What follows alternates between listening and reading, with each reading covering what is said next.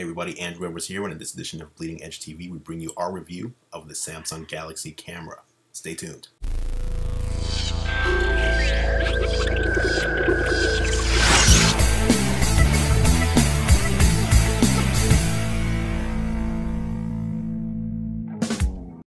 Okay everyone, as we said, today we're going to be reviewing the Samsung Galaxy camera, giving you our first impressions and first look at Samsung's, for lack of a better term. This is basically a digital camera and a cell phone pretty much merged into one device.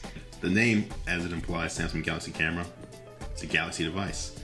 Press that power button there and boom, turned on. We're right in camera mode, and you can see there it's connected to our Wi-Fi network already.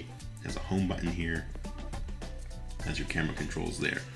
You've got your shutter, power button, zoom. So as you can see, you can zoom. See how far we can zoom in here. Okay, 21 times. 21 times zoom, not too bad. Not too bad at all. 16 megapixel images is what this thing takes. There you see the front. Now, as we said, this is an Android device and it runs for Android 4.1 Jelly Bean. And when we say that it's an Android device, we mean it's full Android. So here, you go home, it closes the shutter, and now there you are in full Android, as you can see. And it's not just Android for camera. Now you'll always have your camera there at the bottom left, because if you want to get into taking a picture quickly, you just tap there.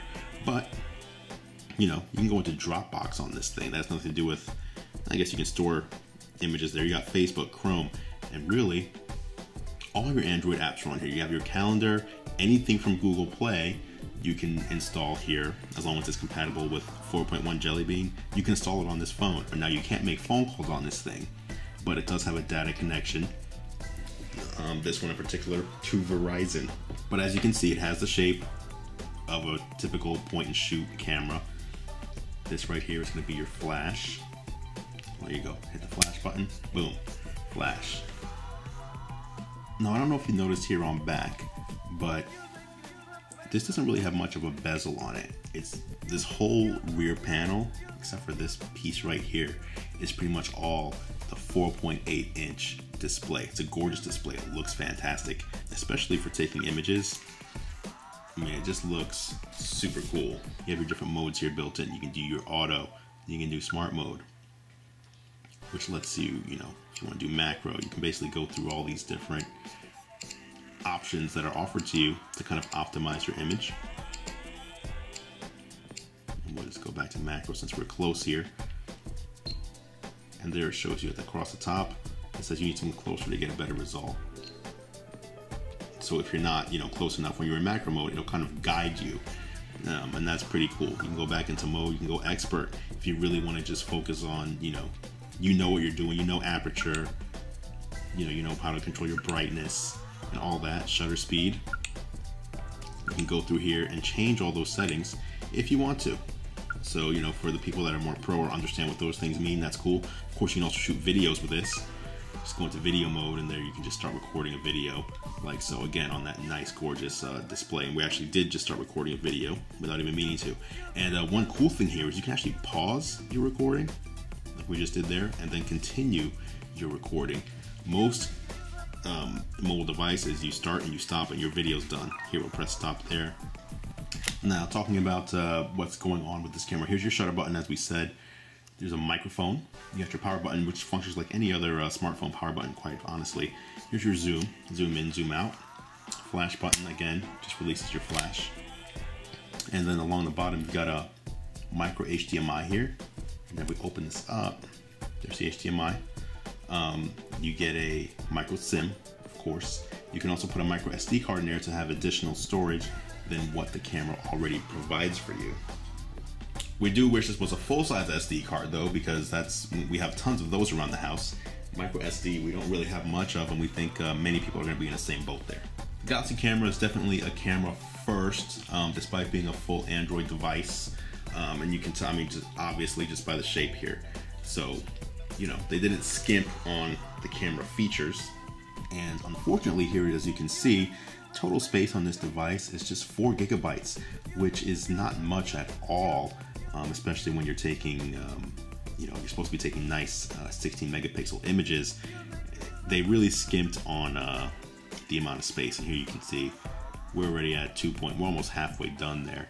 Now, on that, one nice thing though is you have Dropbox pretty much pre-installed here. Now, if I were to log in, which I'll do real quick, and by the way, you can see I'm having to do this in portrait mode.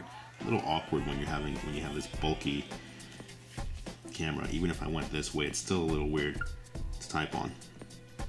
So here I'm logged into Dropbox, and you say here, save your photos automatically, get an extra 500 megabytes for your first upload. That's a nice perk.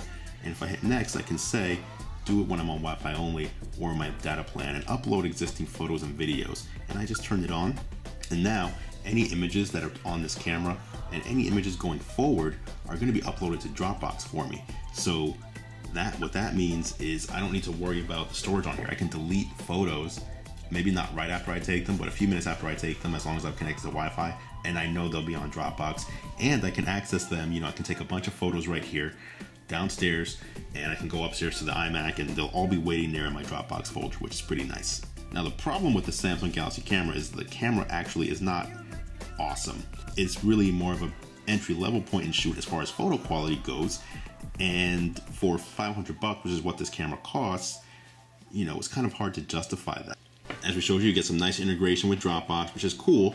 Instagram and full-on Android here, super nice. But at the end of the day, this is supposed to be a camera, and the actual images aren't that great. They're fine, and if you want all those Android bells and whistles, we say go for it, but just know what you're getting into before you pick it up. That was your review of the Samsung Galaxy camera. This one is available on at&t, also Verizon. This is a Verizon model.